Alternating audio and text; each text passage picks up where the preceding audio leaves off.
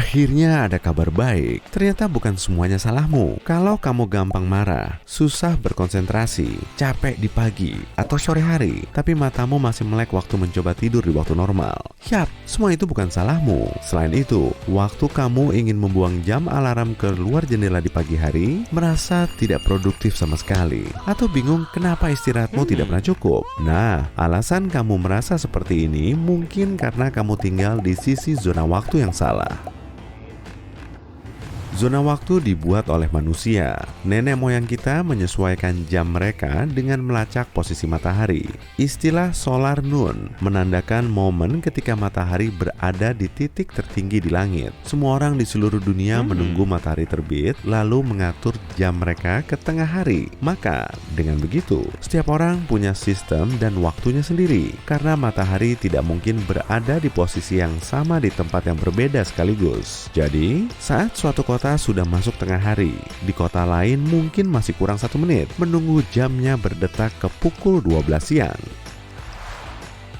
Mungkin agak membingungkan, tapi perbedaan waktu ini bukanlah masalah besar di masa lalu. Saat itu, orang-orang bepergian dari satu tempat ke tempat lain dengan berjalan kaki atau naik gerobak serta kuda. Dan karena perjalanannya tidak cukup jauh, mereka tidak begitu memperhatikan zona waktu. Tapi saat abad ke-19 datang dan rel kereta api ditemukan, perjalanan jauh menjadi hal lumrah. Baru saat itulah semuanya menjadi berantakan. Tiap stasiun kereta punya waktunya sendiri, jadi menetapkan jadwal yang bisa dipakai di dua kota meski jaraknya cuma 100 km terbilang mustahil. Saat itu, di Amerika Serikat misalnya, mereka punya lebih dari 300 waktu siang lokal. Setelah bertahun-tahun bernegosiasi, tara, 4 zona waktu pertama dibuat. Dalam 50 tahun ke depan, sebagian besar negara di dunia ikut memikirkannya dan pada akhirnya memutuskan untuk menggunakan sistem zona waktu internasional. Tepatnya ada 24. Setelah rapat dilakukan, Greenwich yang ada di Inggris ditetapkan sebagai titik nol zona waktu. Jadi, saat pergi ke timur, waktu mundur 1 jam untuk tiap zona. Dan saat bergerak ke barat, kamu mendapatkan tambahan 1 jam per zona.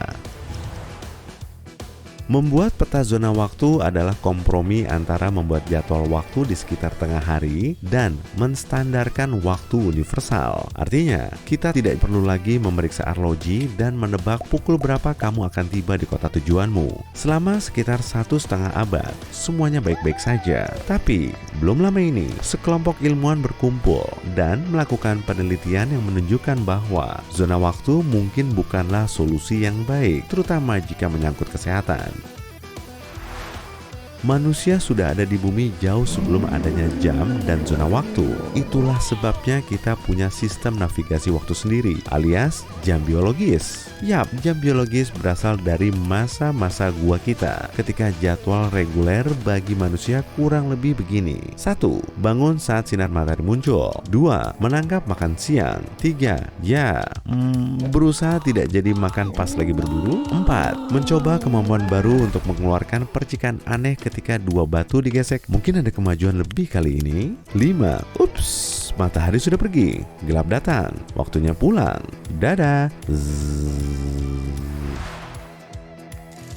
Listrik, pertanian, dan peradaban pada umumnya memberi kita gaya hidup baru, tapi jam biologis kita tetap ada di dalam diri kita, berdetak bersama ritme matahari dan mengingatkan kita akan masa lalu yang indah. Dengan adanya zona waktu, beberapa orang berhasil mengikuti ritme matahari, tapi yang lain harus bangun ketika di luar masih gelap gulita. Mari ambil contoh dari 2 kota yang terletak di sisi berlawanan dari zona waktu tengah Amerika Serikat. Di Nashville, Tennessee, matahari mulai muncul pukul 6.30, sedangkan di Amarillo, Texas, pukul 7.30.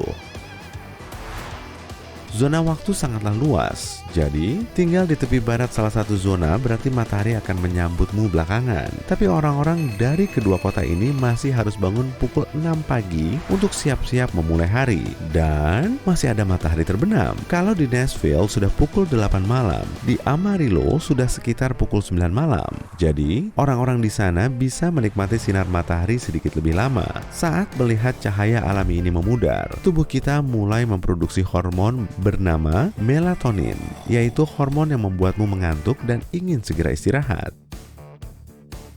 Para ilmuwan menemukan, mereka yang tinggal di sisi barat dengan matahari terbenam lebih lama, tidur sekitar 19 menit lebih lambat. Memang awalnya tidak seberapa, tapi jika dipikirkan lagi, kamu kehilangan waktu tidur selama 115 jam hanya dalam setahun. Tak heran kamu jauh lebih lelah. Penelitian ini juga mengatakan, orang-orang yang tinggal di sisi barat punya lebih banyak masalah kesehatan dan stres. Bahkan, upah orang-orang di sana sekitar 3% lebih rendah, karena produktivitasnya juga menurun disebabkan tinggal di sisi yang salah. Ya ampun, lega juga bisa menyalahkan penyebab dompet kosongku ke seseorang atau lebih tepatnya sesuatu. Karena sudah lebih tenang, aku mau belanja lagi ah. Orang-orang dari area ini biasanya mengandalkan cahaya buatan yang tidak mengikuti jam biologis dan tentunya akan mengganggu ritme tubuh kita. Jet lag atau penat terbang adalah masalah yang kamu alami saat bepergian dari zona waktu ke zona waktu lain. Jika perbedaannya sampai 7 atau 8 jam, butuh waktu beberapa hari bagimu untuk menyesuaikan diri. Kamu akan berkeliaran seperti zombie karena tidak bisa tidur pada waktu normal dan ambruk kelelahan di siang hari. Nah, ada juga yang namanya jet lag sosial. Tapi penyebabnya bukan begadang semalaman karena main media sosial ya. Sebab itu salahmu sendiri dan bukan salah zona waktu. Jet lag sosial adalah istilah yang menggambarkan jadwal tidur seseorang yang tidak sesuai ritme. Ujung-ujungnya, kamu menjadi mudah kesal, selalu lelah, mudah marah, dan sulit berkonsentrasi.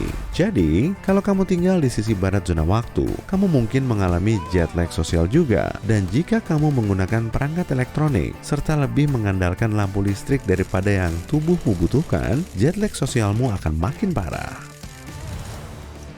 Singkatnya, jet lag adalah saat kamu pergi dari satu tempat ke tempat lain sehingga ritme biologismu kacau. Sementara jet lag sosial adalah gangguan yang kamu alami saat berada di tempat yang sama. Nah, besok kalau kamu bangun dengan badan lelah dan pegal-pegal, tidak perlu terlalu menyalahkan diri sendiri. Mungkin ini semua karena salah sisi zona waktumu.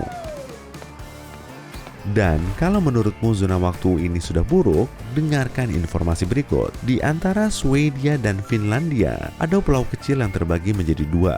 Yang satu dimiliki satu negara dan yang lainnya dimiliki oleh negara lain. Ada perbedaan 1 jam di antara keduanya. Berarti pulau itu yang kemungkinan tidak lebih besar dari halaman belakangmu punya 2 zona waktu berbeda. Pulau ini memang tidak berpenghuni, tapi bayangkan jika kamu tinggal di sana dan mencoba mengajak temanmu ngopi cantik. Kalau kamu orang yang sering terlambat, setidaknya di sini kamu punya alasan yang jauh lebih baik daripada busnya yang telat, bukan aku. Nah, sementara Pulau Mungil Berbatu ini punya 2 zona waktu. Tiongkok cuma punya 1 zona. Meski ukurannya seluas Amerika Serikat, seluruh negara ini hanya punya 1 zona waktu yang kompak, yaitu waktu Beijing. Kalau di Beijing pukul 7 pagi, seluruh orang di negara itu punya waktu yang sama, bahkan yang jaraknya 3.200 km. Tidak peduli meski di sana masih gelap, masalah kesehatan bisa muncul karenanya, dan lebih banyak lagi waktu tidur yang hilang. Saat mencoba mengikuti waktu resmi, beberapa orang akhirnya makan malam pada tengah malam. Sekolah, stasiun kereta, bandara, restoran, semuanya harus menyesuaikan dengan 1 zona waktu. Itulah sebabnya sekolah terkadang mengadakan ulangan pada malam hari, atau restoran buka sampai jam-jam yang aneh. Prancis, yang ukurannya jauh lebih kecil, menempati urutan pertama di dunia dalam hal jumlah zona waktu. Prancis punya 12, sebab Prancis masih memiliki wilayah yang tersebar di seluruh dunia. Satu-satunya yang bebas dari masalah zona waktu adalah kutub utara dan selatan. Maaf ya, zona waktu jatah kalian sudah diambil Prancis. Coba minta lagi besok.